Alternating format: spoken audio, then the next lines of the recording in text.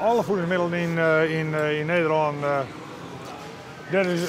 binnen de Europese verordening op van toepassing. Alles? Dat is werkelijk alles. Dat begint al bij de boer en dat eindigt tot vlak voor de consument. Gelden die regels voor alle artikels? Ja, alles wat hier in Europa wordt verkocht voor menselijke consumptie, die gelden alle regels voor. Alle jaar. Wat geldt hiervoor dan? Nou, hier zullen bijvoorbeeld landbouwbestrijdingsmiddelen op zitten kennen. Hè? En voordat het bij de consument op het bord leidt, dan moet het eerst wel duidelijk zijn dat het veilig is. Dus er is onderzoek die op de aanwezigheid van landbouwbestrijdingsmiddelen. Vinden die regels nou een lust of een last?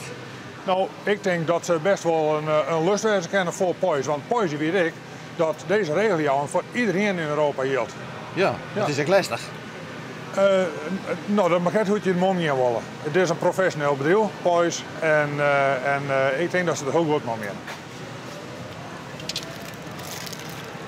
Wat merkt nou een consument ervan, van al die regels? Die merkt er eigenlijk helemaal niks van. Hoe ligt het? Ja, dit is puur best, no? Dit is puur best. Maar weet je nou alles, wat er mat en wat er net mat? Ja, dat kan je van nu eens rustig zeggen.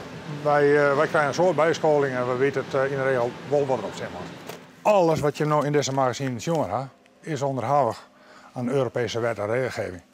Zelfs kauwgom.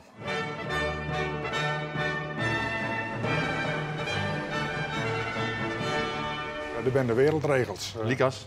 Ben de veilige grondstoffen, waaruit binnen ze maken, hoe is het te traceren, kunnen we hier stap voorwaarts, kunnen we hier stap achterwaarts, hoe doet het bedrijf het jaren, bouwtechnisch voorwaarden, hygiëne voorwaarden, neem maar op, neem maar op. Uit wat land komt dit? Dit komt uit Frankrijk.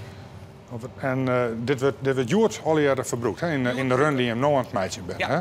Dus de code die wordt noteerd, zodat we letter traceren kennen waar die big bag, het product uit welke big bag die komt en uit welke loon en uit welke productie uiteindelijk.